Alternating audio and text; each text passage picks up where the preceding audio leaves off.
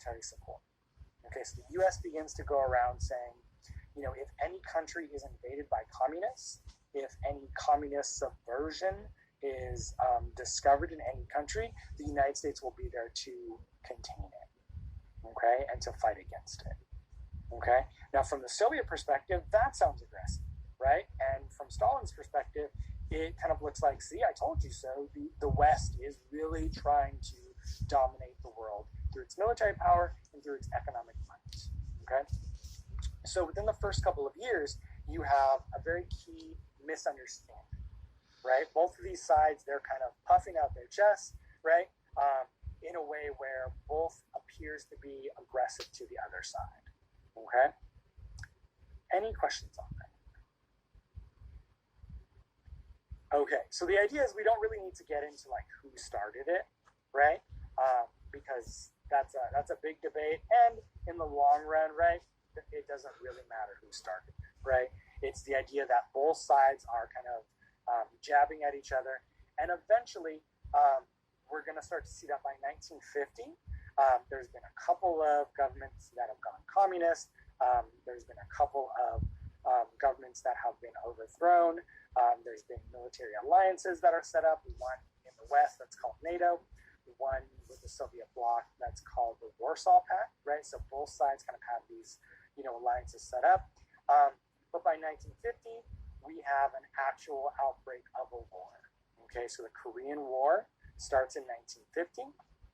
And that's when we actually see one side of Korea that's backed by the West, that's backed by the United States, fighting against another side in Korea that's backed by the Soviet Union, backed by the government in China. And so that's when you actually see a communist versus capitalist war break out. Okay? Any questions on this?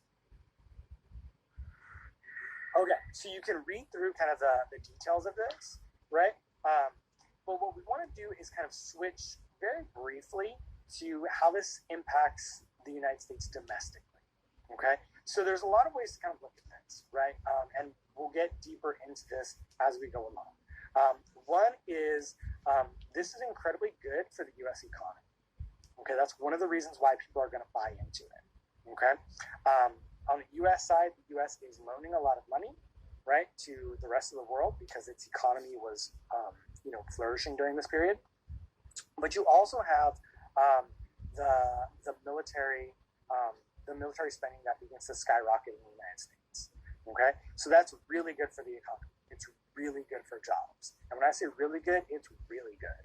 Okay, because you can get a job in something dealing with defense, and these are really great jobs. These are government jobs. These are contracting jobs. You can be building weapons for this inevitable World War III that may or not come. And this is, this really sets the U.S. economy, on a very big uptick. Okay, and then we have to translate that into people supporting the idea of the Cold War. Okay, and the idea is that because so many people benefited from the defense industry, do you think that then those same groups of people buy into the Cold War? Well, the answer is yes. Why? Because their livelihood depends on it, right? So if all of a sudden the United States makes peace with the Soviet Union, or the United States turns around and says, look, communism is not that bad, we're going to roll back defense spending. Well, what's going to happen to all those people's jobs? They're going to go away, right? So the defense industry that develops out of World War II has an economic aspect, but also has a political aspect. Okay? Does that make sense? And so you have people that are benefiting from this process and have a stake in seeing it continue. Okay? At the same time, you have within the United States kind of linked to what we saw with the New Deal and linked to this idea of preventing another Great Depression. You have tremendous loans within the United States for people to buy houses. Okay? And so you have something that's called the GI Bill, which is essentially government money to people who had served in the military for them to go to college and to buy homes.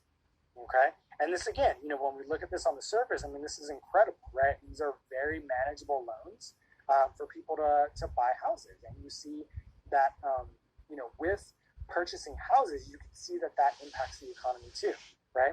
Buying a house is expensive. There's going to be property tax, right? And that's going to help the economy. You also have to do what? Think what goes into a house. You need contractors, you need construction workers, right? You need people moving stuff back and forth, right?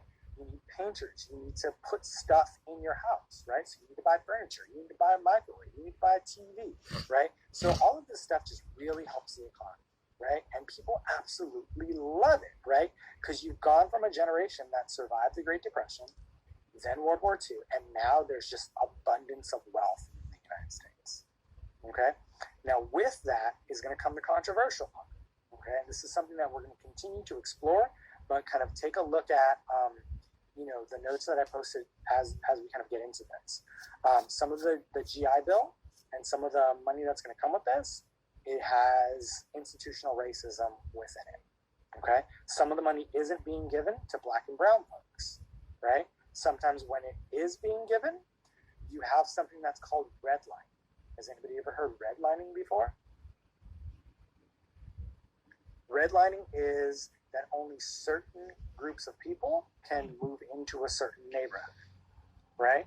So you have the idea of something that's called white flight, okay? This is when suburbs are born, right?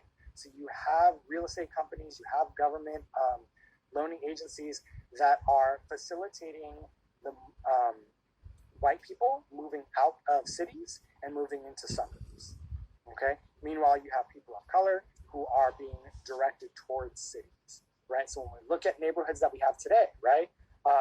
The idea that there's neighborhoods where it's, Mexican Americans or African Americans or Asian Americans or whatever the case may be in a neighborhood, that is not an accident, okay? That's something that comes out of this process, okay?